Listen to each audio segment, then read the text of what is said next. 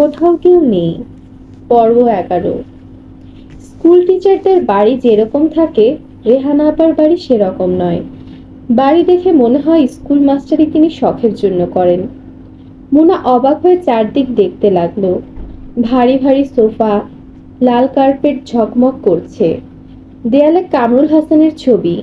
তিনটি মেয়ে নদীতে নাইতে নেমেছে। রেহানা আপা বললেন, অরিজিনাল পেইন্টিং।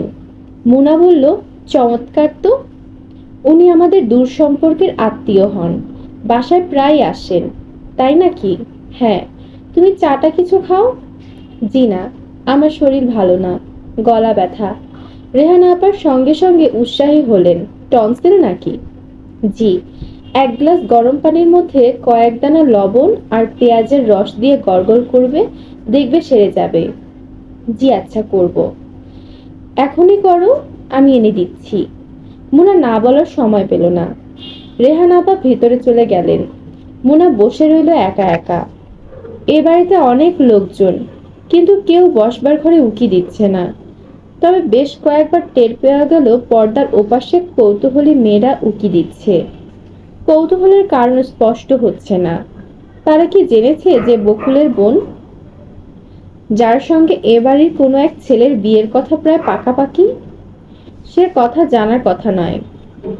মুনা শুধু রেহানা আপাকেই বলেছে, আমি বকুলের বোন, আপনার সঙ্গে কথা বলতে এসেছি।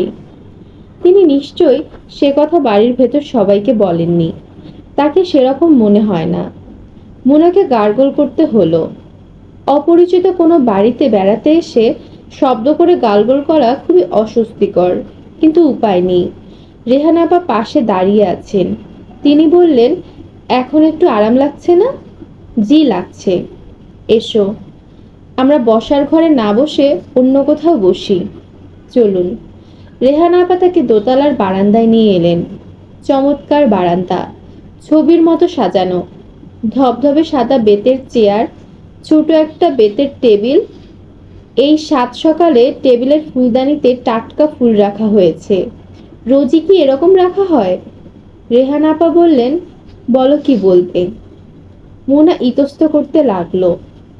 কিভাবে কথাটা শুরু করা যায় বুঝতে পারল না। কোনো রকম সংকোচ বা লজ্জা করবে না, বলো। বকুলের ওই বিয়ের ব্যাপারে খোঁজ নিতে এসেছিলাম। আমার মামা মামি খুব আগ্রহ, আমাদেরও আগ্রহ। তোমার বোন মেয়েটি ভালো, একটু বোধহয় বোকা, সেটাও ভালো। বোকা মেয়েরা বউ হিসেবে ভালো হয়। মোনা তাকিয়ে রইল। এই নিয়ে আলাপ চালিয়ে যেতে ইচ্ছে হচ্ছে না। তবু সে ক্ষীণকণ্ঠে বলল, আপনারা একবার বলেছিলেন 15 দিনের মধ্যে কাবিনের ঝামেলা মিটিয়ে ফেলতে চান। হ্যাঁ, তা চাই। আমাদের কোনো আপত্তি নেই। আপনারা যখন বলবেন তখনই আমরা রাজি আছি।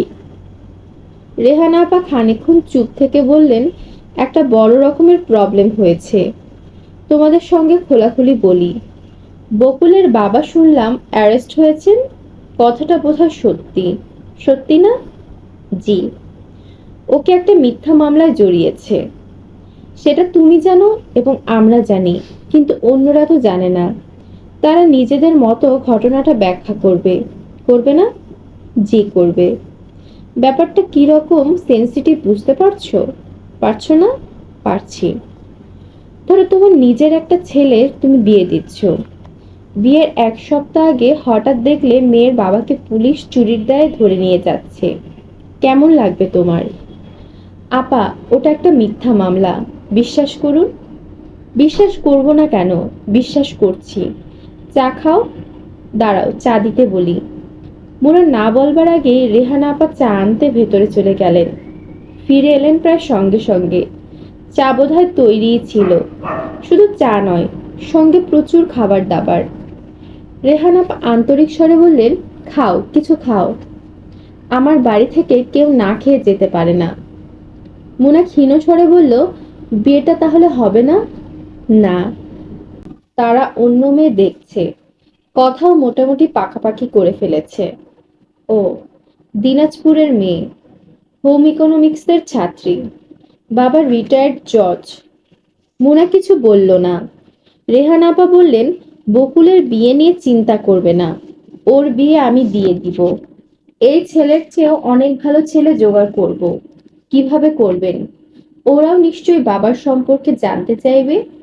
তা চাইবে, কিন্তু এসব কথা লোকজন বেশি দিন মনে রাখে না। প্রথম কিছুদিন খুব হইচই হয়, তারপর সবাই ভুলে যায়। মোনা বলল, আমি উঠি, একটু বসো। আমার অফিসে যেতে হবে, দেরি হয়ে যাচ্ছে। না, দেরি হবে না। আমার এক ননদ গাড়ি নিয়ে এসেছে, তাকে বলেছি সে তোমাকে পৌঁছে দেবে। মোনা বসে রইল। রেহানা আপা বললেন, কেস শুরু হবে কবে? খুব শিগগিরই শুরু হবার কথা। ভালো উকিল দেখেছো তো? দেখেছি। আমার নিজের জানাশোনা কিছু উকিল আছে। আমি বললে ওরা বিনা ফিতে মামলা দেখে দিবে। বলবো? তার দরকার নেই। বকুল স্কুলে আসে না অনেক দিন থেকে। ওকে স্কুলে আসতে বলবে। পরীক্ষার ডেট দিয়ে দিয়েছে। ওরা বিস্মিত হলো। বকুল স্কুলে যাওয়া বন্ধ করে দিয়েছে তার জানা ছিল না। রেহানা আপা বললেন, বাবা কি করছে না করছে তার জন্য মেয়ে কেন লজ্জিত হয়ে ঘরে বসে থাকবে? আমি খুব কড়া করে ধমক দিয়ে স্কুলে পাঠাবে। জি আচ্ছা। মুনাকে দিয়ে তিনি আবার গার্গল করালেন এবং সত্যি সত্যি তার গলার ব্যথা অনেকখানি কমে গেল। সে অফিসে ঢুকলো ভয়ে ভয়ে। গত দুদিন নানান ছুটিছাটিতে অফিসে আসা হয়নি। ঘন ঘন কামাই হচ্ছে। বড় সাহেবের কানে উঠেছে নিশ্চয়ই। নিজের জায়গায় বসে মোনার ধারণা আরো গাঢ় হলো। সবাই তাকাচ্ছে তার দিকে। পালবাবু এসে বললেন, বড় সাহেব খোঁজ করছিলেন আপনাকে। কবে? পরশু খোঁজ করলেন। কাজ কাল খোঁজ করলেন।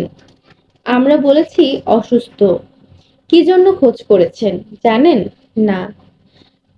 যান জেনে আসুন। স্যার আছেন। মোনা ঠান্ডা মধ্যেও ঘামতে শুরু করলো।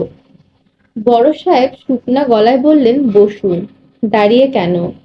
মোনা বসলো। এই ঘরটায় ঢুকতেই এমন অস্বস্তি লাগে, দম বন্ধ হয়ে যায়। সবসময় মনে হয় এক্ষুনি এই ছোটখাটো লোকটি চেঁচিয়ে উঠবে, যদিও কোনো সময় তিনি তা করেন না। শরীর খারাপ ছিল? জি না স্যার, একটা ঝামেলায় জড়িয়ে পড়েছি। খুব ছোটাছুটি করতে হচ্ছে। ঝামেলাতে কি বলুন? অবশ্য যদি আপত্তি না থাকে। আপনার ঝামেলার জন্য অফিসের কাজকর্ম ক্ষতি হচ্ছে, কাজে আপনার সমস্যা জানার রাইট আমার আছে।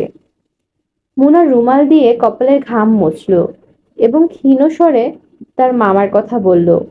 বড় সাহেব চোখ বন্ধ করে সিগারেট টানতে লাগলেন। তার ভঙ্গি দেখে মনে হচ্ছে তিনি কিছু শুনছেন না, কিন্তু মুনা জানে তিনি খুব মন দিয়ে শুনছেন। আপনি সব দেখাশোনা করছেন? জি। বাড়িতে পুরুষ মানুষ কেউ নেই? আছে স্যার, আমার ছোট ভাই, খুব ছোট, ক্লাস 7-এ পড়ে। মামলাটা শেষ হতে কতদিন লাগবে?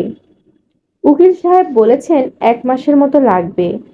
বড় সাহেব সিগারেট অ্যাশট্রেতে গুজে রাখলেন। গম্ভীর গলায় বললেন, আপনি মেডিকেল গ্রাউন্ডে 1 মাসের ছুটির দরখাস্ত করুন, আমি ব্যবস্থা করে দেব। নিজের সমস্যাটা ভালো করে মেটান। মুনা ক্ষীণ স্বরে বলল, থ্যাংক ইউ স্যার। বড় সাহেব সহজ গলায় বললেন, আমার বাবা মারা যান যখন আমরা সবাই খুব ছোট ছিলাম। সেই সময় আমার বড় বোন শুধু এমএ পড়তেন।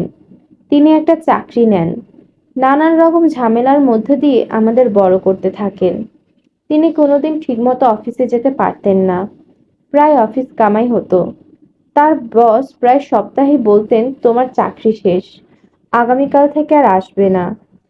মুনা চুপ করে রইল। বড় সাহেব দ্বিতীয় সিগারেটটি ধরিয়ে হাসি মুখে বললেন, কিন্তু ওটা ছিল মুখের কথা। ওই বড় সাহেব একজন অসাধারণ মানুষ ছিলেন। তিনি আমাদের অনেক সমস্যার সমাধান করলেন, এই অজুহাতে যেন আমার আপা ভালোমতো অফিসে কাজে মন দিতে পারেন। সবাই বলে মানুষের খারাপ সময়ে কাউকে পাশে পাওয়া যায় না। কথাটা ঠিক না। মানুষকে পাশে পাওয়া যায় দুঃসময়ে। আচ্ছা, আপনি যান। স্যার, আসসালামু আলাইকুম। ওয়ালাইকুম সালাম। যদি কখনো মনে করেন আমাকে দিয়ে কিছু করানো সম্ভব জানাবেন, আমি করব। অফিসের বাইরে এসে মোনা চোখ মুছল। বড় সাহেবের এই সামান্য কথা তাকে অভিভূত করেছে। মাঝে মাঝে আমরা অতি অল্পেই অভিভূত হই। নিজের টেবিলে ফিরে যাওয়ার সঙ্গে সঙ্গে তারেক এসে উপস্থিত। তার চোখ মুখ হাসি হাসি, যেন খুব মজার একটা ঘটনা ঘটেছে। তারেক খানিকক্ষণ ইতস্ত করে বললেন, আপনাকে একটা খবর দেয়া হয়নি, আমি বিয়ে করেছি। সে কি? কবে? হুট করে হয়ে গেল, গত পরশু। মায়ের অসুখ শুনে দেখতে গিয়েছিলাম, গিয়ে এই কাণ্ড। তারেক লজ্জিত ভঙ্গিতে মানিব্যাগ থেকে ছবি বের করলো। লম্বা রোগা একটি মেয়ে, মিষ্টি চেহারা। তারেক মৃদু স্বরে বলল, অফিসে আপনিই প্রথম জানলেন, আর কাউকে বলিনি। মোনা অস্পষ্ট স্বরে বলল, খুব সুন্দর বউ হয়েছে। ছবিতে যত সুন্দর দেখা যাচ্ছে তত সুন্দর সে না, ফটোজেনিক ফেস আর কি। নাম হচ্ছে তনিমা। সুন্দর নাম, ডাক নামটাই সুন্দর। ভালো নাম শুনলে চেয়ার থেকে লাফ দিয়ে উঠবেন। তারেক বেশ শব্দ করে হাসতে লাগলো। একজন সুখী মানুষের হাসি দেখতে ভালো লাগে। তুমি মনে হয় খুব খুশি। তা বলতে পারেন। আপনাদের বিয়েটা কবে হচ্ছে আপা? বুঝতে পারছি না। শুধু শুধু ঝুলিয়ে রাখবেন না। দি আর্লিয়ার দি বেটার। বিয়ে করার পর এরকম মনে হচ্ছে? হ্যাঁ, তা হচ্ছে। বিয়ের ব্যাপারটা তাহলে খুব খারাপ না? তারেক মৃদু হাসলো। মুনা ছোট্ট একটা নিঃশ্বাস ফেললো। অস্পষ্ট ভাবে তার মনে হলো মামুন কি তার কাছ থেকে দূরে সরে যাচ্ছে। কি করছে সে এখন গ্রামে? একটা চিঠি লিখবে নাকি? চিঠি লেখার ইচ্ছা দীর্ঘস্থায়ী হলো না। প্রচুর কাজ জমে আছে।